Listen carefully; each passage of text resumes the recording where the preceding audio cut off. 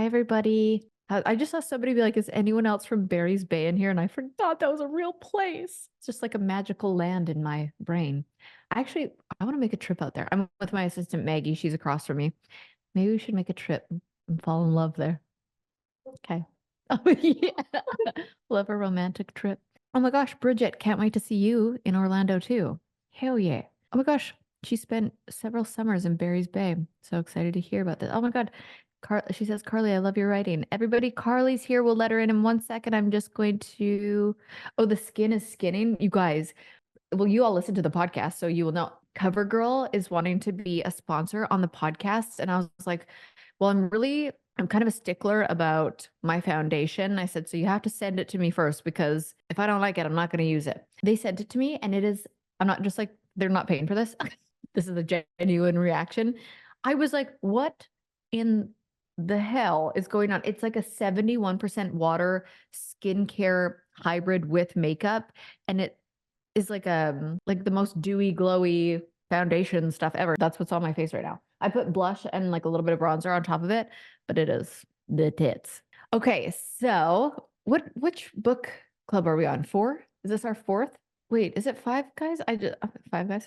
Well, thank you for joining this annual book club that we've got going on. I'm obsessed with it. We were cooking. So Maggie, look at this. Maggie made homemade pierogis with her family all day. So they're from scratch from her grandmother, whose great grandmother, oh, even better, a passed down recipe she's very Polish, very Polish. And it's her recipe. And I was like, how perfect, because we always love doing things that align with the books that we read. So I'm eating pierogies over here and of course drinking my red wine. And I see that Brandy Porter, you're also drinking your red wine with your big wine guy sweater on. God, I love you guys so much. Okay, so let's bring on Carly so we can ask her some questions, some burning questions about this book. I'm assuming everybody has read it, so don't get mad at us if there's spoilers, because you're here. Hi, Carly. How are you? Hello, I'm good. How are you? I'm so good. Thank you so much for doing this. I know we chatted for a second before we brought everybody in, but I'm so excited. I feel like I'm getting such a good repertoire of authors that get to come on this little big book guys Zoom sessions, and I'm just obsessed with doing this because every time I read a book, I fall more in love with reading. And I always thought like, I didn't used to be like a really big reader. I just thought, oh, I'll find a couple books here and there. And I thought I would only like Colleen Hoover books. And then I started to branch out. I'm like, oh, I just actually enjoy reading. This is great. I And love that. actually, wait, what am I, well, this is awkward, but the girl that designed my last engagement ring, she, she actually gave me your book and she was like, this is one of the best reads. It's just so good. And she was like, I feel like you'd love it. And I like moved and packed up all these books and unpacked all of my books at the new house. And we did like a vote to see what book people wanted to read. And a lot of people recommended your book. And I was like, wait, I have that somewhere. And so when I started, I was like, yes, I'm finally Yay. getting around to this book. And I just loved it. So thank you so much for joining Thank you. all of us today. Where are you? Are you in Toronto right now? Where are you? I am in Toronto. It is bedtime at our house. So, and our boys, I have 2 little boys and they are being naughty. So you may Oh, hear no. them. Oh my But goodness. this is not my home. Our house is under construction. So we're in a rental right now. Oh, Yeah. fun. Oh, fun stuff. Kids, So fun. rentals, living in a different house. Yes. Oh my gosh. Yes. Is it I also have wine. Oh, good. It's like Oh, a bowl. cheers. Well, cheers to Cheers. everybody. A bowl is the only way to drink wine. Cheers, everybody. My dad and my stepmom are here from Edmonton. Well, just outside of Edmonton, and it's minus 40 there tonight. It's not No. like that in Toronto. No. It wasn't too bad here today. It was above zero, well above zero. It's been a Gosh. warm winter. Oh, That's not. horrible. Oh, what is My your, parents wait, live what in is your, Barry's Bay. oh my God, it's a real Yes, place. it's a real place. My parents live there, and it was minus 32 the other weekend. So yeah, it's cold Oh up my there. gosh. I just picture the characters going ice skating now. Yeah, bundled. Oh We yeah. want to know Oh what your yes. shirt says. It says horny for reading. Obsessed. Wait, Thank do you. you sell that? I want one. No, you know who sells it? An author named Iman Hariri Kia. Okay. Her debut novel came out the same year as Every Summer After, called 100 Other Girls, and I I've think heard of she that. still sells them. I have a shirt. I should have wore it tonight. It says I'm a slut, and on the back it says SLUT, and it says like sensitive, loving. Like it's like this, yeah, unique. Oh, And that's I'm like, good. yeah, it's really Yes, good. yeah, I love a good funny shirt. Okay, let's get into some questions because I've been excited all day to talk about this, but I didn't finish it too long ago because I've done other books where I'm like, oh, I forget what happened. And I wanted to read this yeah. one like slowly but surely into this day. So Maggie read it twice. My assistant read it twice. So Thanks, we want to know Maggie. if you would ever write a sequel to this book. I've thought about it. I think I might one day. Yeah, It yeah, would be so great just because I'm kind of like this with TV shows too. When it ends, I'm like, but where are they now? What are they doing now? Are they still together? What's happening? And I feel like I get so yeah, attached to yeah, certain characters that I would yeah. love a sequel. Okay, you've thought about it. I have. I thought about it. I had an idea like almost immediately after I stopped writing, and then something like I didn't write a sequel right away, and I'm really glad that I didn't. But I have Mm, thought about it a lot, and it's just about making sure that there's the right idea yeah. and not just like playing in the world for the sake of it, but there's something like else to say and another like compelling story. And but I hear from readers all the time who I want more. bet. Yes. I Yeah. bet because sometimes when people do a sequel to a show or a movie, you're like, I should have just left it where it was. So you want to It's pretty, probably yeah, it's a not do bit of that. a, I think you can, I think there's undoubtedly, like you have to disappoint some people when you do a sequel because I think you have That's it true. in your heart as a reader, what you want to see. So, but unfortunately it's mine and I get to do what That's true. I want. You at the end of the day are the writer of your own stories. So Yeah, and I was turns just up. talking about TV shows and movies, and when they finish, I'm like, I want more. So would you ever, or has it ever been considered to be made into a movie or film? Yes, there's definitely been talk about that. I don't have any news I'm allowed to share. That I is what I will say. blink twice if there's a TV show being made about this. If it was a movie or a TV show, have you thought about who would play the characters? I have really put it out of my mind. And I used to Right. be really bad at this game because I was like, if I could cast the book with actors from Dawson's Creek, I would have no problem. But I've gotten much Yes. better. I forget names.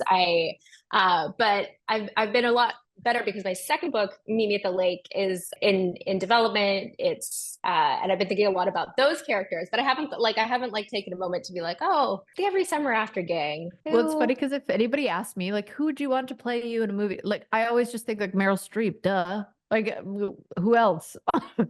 So I just think everybody's answer is going to be that for who would you want? Well, Meryl Streep. Yeah, Meryl Streep plays Percy. Yeah.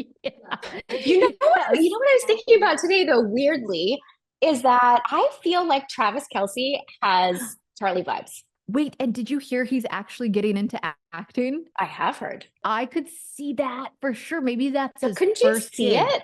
Yes, absolutely. Don't think he has Oh my anything else on God. his plate, but I'm glad we figured this career move out for him. Yeah, I'll text Taylor and tell her to pass on the message to Travis that we've got him a new Yes. gig. He can retire from football now. We've got him a huge acting career ahead of Yes, him. it's going to be okay. It's gonna be okay. I'm obsessed. Oh my God, then Taylor can play. Oh, okay, I'm out of here. I can't. My dreams are too big right now. Um, I also think about, well, I don't know if it's just me or if you, because as a writer, and I've said this before, writers and songwriters, they are so good at storytelling. And then I always associate stories with songs. And every time I go to repost something about your book, I always play a Taylor Swift song. I don't know why. It Okay, just yeah, like yeah, makes me yeah. think of Which Taylor one? Which Swift. one? Different ones all the time. But what's the one I just posted? The one, Oh, yeah, the but one's it good. could have been, oh, it would have been Yes. fun if you I would have like been Invisible on. String for Every Summer After That's a very great much. one. It's a good one. There's also Oh, The Lakes, which is like just kind of like vibey, feels vibey. that's what I did for the last one. I did the lakes. Wait, Maggie said, Okay, yeah. which one? Oh, it's nice to have a friend. I've never heard that song. Taylor Swift. Oh, I call myself a Swiftie. Oh, okay. Well, everybody can go listen to that one and think about this book because Maggie says that's their song. Who is your favorite character of this book, or do you have one? Charlie. Yeah. Really? Yeah. Yeah. Well, I feel like because Charlie was kind of like an undercover softie where he was like the silent thunder, where I'm like, do I love him or do I hate him? I can't tell. You know what I like as a writer is he was just so fun to write. I like Sam is such a good, perfect guy. And it was so fun to have a character who just gets in there and like bothers him. I just like it was just so fun for me. And I find secondary characters are often like very delightful to write. So I liked doing that. I liked bothering Sam. Wait, do you have But siblings? I have a younger brother. Did that So inspire anything in there? well, I grew up like Sam did. So I grew up on the lake in Barry's Bay, and so I was like the kid who was there all year round, and cottagers would come in and out of our lives with the seasons. And my parents owned a restaurant in town. It was the tavern in the book is based on a real restaurant, the Wilno Taverns. That wasn't my family's place, but my parents had a restaurant, so we all worked together as a family, and so it would be like in the summers, it would be, swimming all day, reading, and then working at night. And so like very much like in the book. So like Sam is very much based on me in a lot of ways.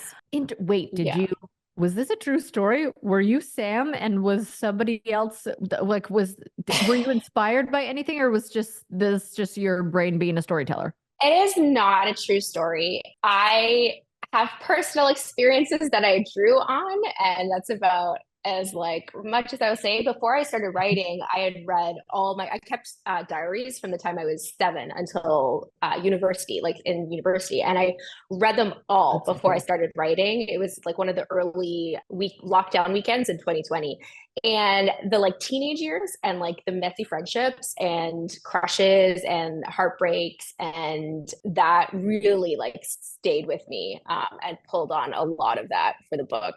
What's funny is I actually related so much to certain things because my family grew up going to a lake every summer and I fell in love with a boy at the lake, and it was so crazy because the nostalgia and just like those, like it put me right back into that time where I'm like, oh my gosh, I know that feeling. And I was there and we would jump off the dock. Like there's so many things. His name was Adam Woolsey, the one that got away, but that was my summer at the lake crush, Adam. And nothing better. No, truly. And it honestly, I was like, oh my gosh, how cute, that innocent, sweet love. But we actually grew up, and then I saw him at a bar when I was, oh gosh, probably 20 years old, and we made out on the dance floor, and I was like, yes. Oh, and I was like, this is my summer crush, and it was like still the same. I just heard from somebody today who said that she also married her lake crush, but they spent summers at the same lake for 20 years and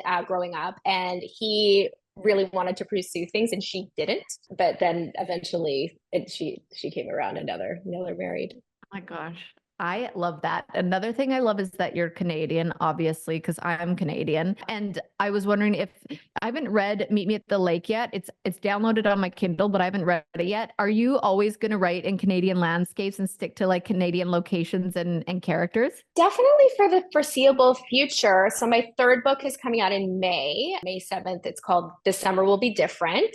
And it is set on Prince Edward Island. Cool. I love PEI. Yes.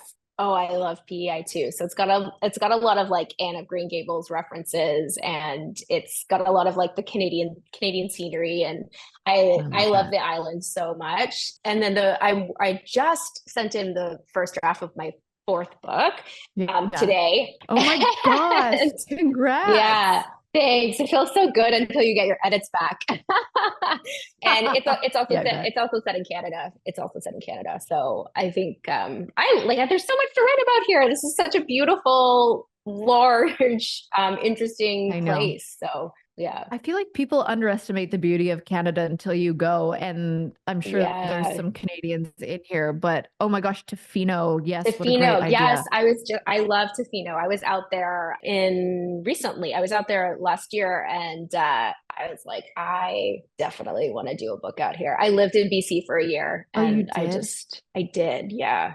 Yeah. BC so I definitely want to do a West Coast book.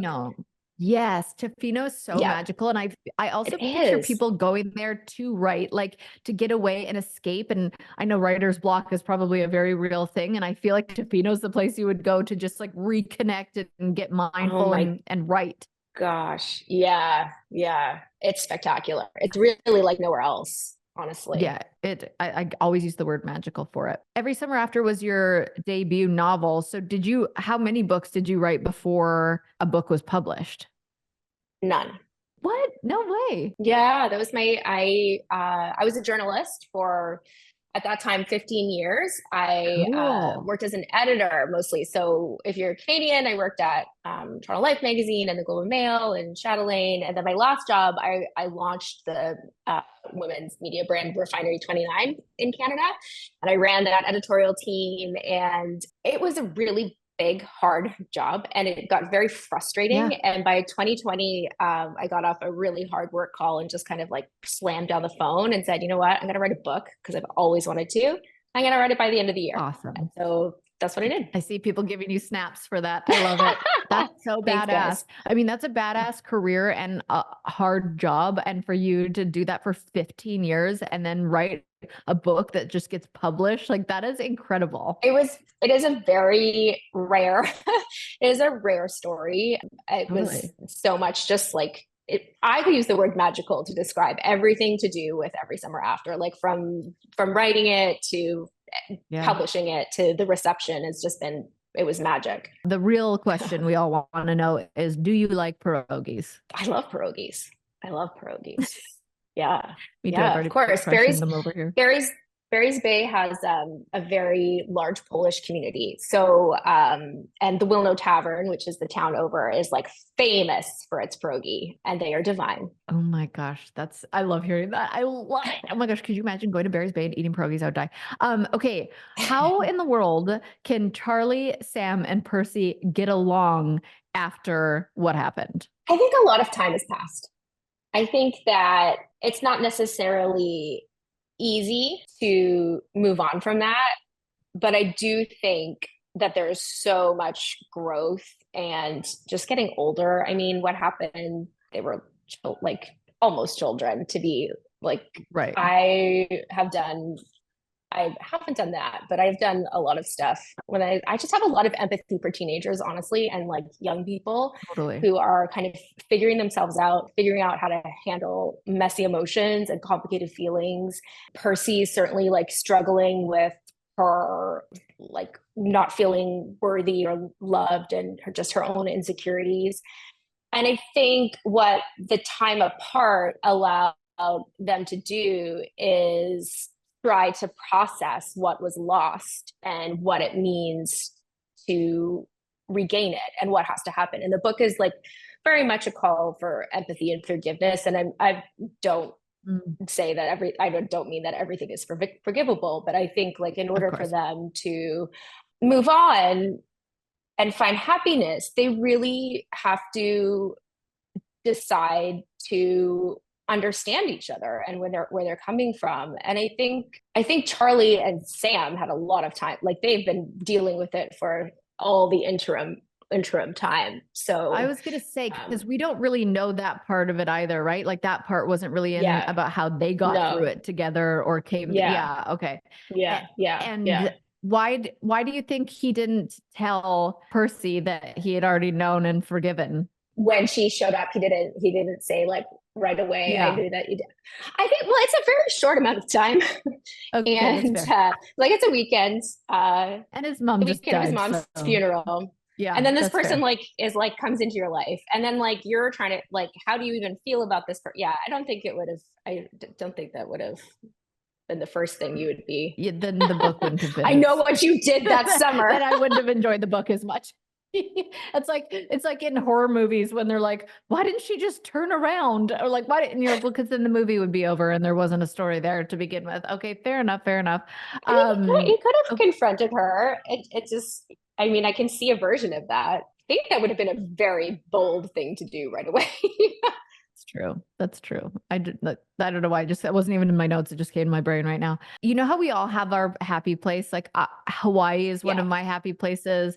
even actually when reading this book, I was reminded that my lake and cabin growing up was a happy place. And obviously the lake is Yeah. Percy's happy place and she feels the most creative and alive. Where is your happy place? Where do you go to write, or where do you go with your family, or where's somewhere that you go that's your happy place? Mine is also the lake. Like my parents sold our house on the lake a long time ago, but my husband and I rent a place near Barry's Bay, on another lake, not on Kaministkeg, which is the lake that's in the book where I grew up. And we go there every year. I've started every book I've written there. I wrote most of every summer after there, and it's like I feel most inspired at the lake. It's where like I go to recharge, and I love the city, but I love getting out of the city too and connecting with nature. Yeah. If Tofino was at my doorstep, I'm the I would exact be same there way. more too. Yeah, I'm the exact same way. Like I love a city and then I just think I need, and I think people in general don't know they need it, but that connection with nature and just to get out of the hustle and bustle of certain like New Yorkers. I'm like, could you Yeah. imagine if they just like went and walked through nature for 3 days, how much better they would feel? I just feel like it's Just important for getting out everybody. of any bubble that you Yeah. are spend your time in is important, whatever that kind of like bubble is. Yeah, I could see everybody in the comments just like loving on Sue right now. And wait, when Sue said you have to call her when she knew she was dying because she knew he would need her. Oh, I know. that everybody says some Sue's old. wonderful. Yeah, Sue is Yeah. wonderful. Was she based off anybody in your life, or you just like wrote about a Sue that we No, all love? I wanted to write about like the best mom. And I also Yeah. like what I really wanted to give Percy at the lake was this reprieve from her life in the city, and this family that she really like felt a belonging to, so that when she loses Sam, she loses so much more than Sam. Like she loses Yes. a place that is part of her. She loses somebody who was like a mother to her. She loses so much. Like the loss is so much more profound. Yeah, yeah. And Maggie, who's sitting across from me, wants to know if you'd ever do a book signing in Nashville because we would really like that. I would love to. I would love to. I don't have a Nashville stop on my tour, but I would love to come to Nashville. I haven't been, and it's on my Oh bucket my gosh. list. Oh, you have to come. And I also, know. when are you going on tour? I'm going on tour the first week of May, in the US, and then the third week of May in Canada, and then again in June in the US. So the tour dates are all on my Instagram account at Carley Fortune. I think we can bring a couple people in. If anybody wants to raise their hand and come in for a question, we'll give Carley a little Q&A and then or oh yeah, or you can send a message on the in the chat and say you have a question, because I'm like I ask all my questions and then sometimes in the chat or people have other questions. I'm like, why didn't I think about that? Heather wants to know which scene was your favorite to write. Oh gosh. Oh, I'm trying to remember because it feels like it was 4 years ago now. There's a scene where Percy gets drunk. There's Percy and Sam go back to the restaurant after they like first meet, and she drinks too much whiskey, and Yeah. things just like start coming out of her mouth. And then Sam's girlfriend walks in, and her inner dialogue, like how catty her inner dialogue Yeah. is that night, was so fun to write. Like just like her, that was really, really It was sassy fun. Percy. Yeah, but it's all like she's just trying to keep it all in. So that was very fun to write. I loved writing Sam and Percy when they were really young, like some of their like first summer scenes, like when they're talking about periods and wet Yeah. dreams, and when they're playing truth or dare. All of that stuff was so fun for me. I feel like writing that kind of book would make you like almost like immerse yourself back into your teenage self and feel nostalgic and be like, oh my gosh. It's funny how we forget like what we had for lunch yesterday, but we'll remember things like that from when we're Yeah. 13 years old. Oh Isn't yeah. that crazy? And I Yeah. feel like your book made us all feel that way too. Like I felt so nostalgic reading it. I actually really like this question. Lindsay Palmer wants to know what made you decide to have Percy and Sam end up together? Oh, I was writing in 2020, and I I stopped reading for a long time when I was in my 20s and 30s. I partly because I was sick of it for school, but also I Yeah. found the conversation particularly here in Canada and working in media around books to be quite alienating. And I was like, there were a whole bunch of books you were supposed to read. And I just was like, and then Mm, I read for work every day. And then I discovered YA, and then I discovered romance, and I just read so many of them. And then in 2020, when I decided, you know what, I've always wanted to write a book, I'm going to write a book. I knew I wanted it to have a happy ending because that is what I needed in 2020. And it's yeah. also when I started loving books again. It was a really stressful time in my life, and that's like it really helped me. So that's why. Like I I kind of just love had that to. answer. I love that answer because that's kind of part of how I think about social media or podcasting, where I try and think what I needed to listen Yeah. to or to see on Instagram. Like I kind of thought that way just about my platform. So I love that answer That's that's a why you very wrote that smart way to book. think about your platform. I like that. I like that. I I didn't think really about do. that. Yeah. Like I talk about this with so this girl, her name's Erin Trelaw. She's Canadian as well, but I'm on the board for her charity called Free to Be, and they go into schools and talk Hmm. about like self-confidence and body image and just like loving yourself and all these things. But she reminded me that growing up, all we had to look up to were like Cosmopolitan. Is that what it was? Cosmopolitan Yeah, magazines. And it was just Cosmo. so Yeah, Teen toxic what they Magazine. were It teaching us. was. Yeah. And so then I'm like, that's kind of what got my brain thinking about like, what would I need to look up to? Even if it's like somebody that's even just in their 30s still, and they're, I look up to people that are it's younger than me sometimes if they I inspire was me, just you going to say know? the exact same thing. I look up to people who are younger than me all the time. Yeah, Yeah. yeah, totally. I love that. So I love that answer. And then Amanda says, how did you come up with the personalities of the characters? Do they stem from people you know? Oh, you kind of already answered that where there's a few? Yeah, yeah. And every summer after, there's only one character it is somebody I know who is in the first chapter on the first page. Percy gets her hair cut by June, a bossy hairdresser who is my bossy hairdresser, June. And then everybody else is kind of like bits and pieces. I think there's bits of me definitely in Percy, certainly in Sam, but no one is like written after somebody I know. Yeah. And then Ashley, I like this question. She said, do you ever think about writing Charlie's story and him finding love? I don't know why I was rooting for him at the end to find love too, because I'm like, oh. I do think about that, and I get accosted at my events from people who Stop.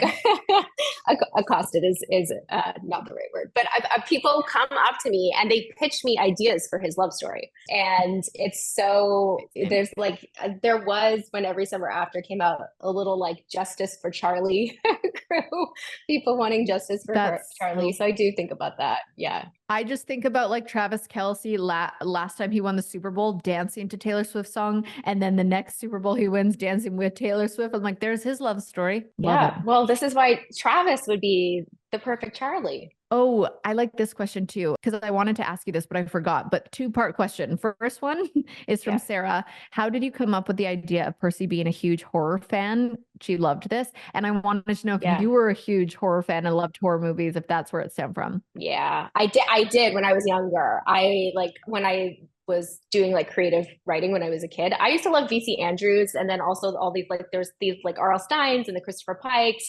Yes. And then I had a really hard time with friends when I was little. And one of the groups I was able to win over was my school bus group by making up scary stories on the bus ride to school. Oh my God. I love these little Yeah. tidbits. Like, this is why I love interviewing the author because I love hearing these little moments.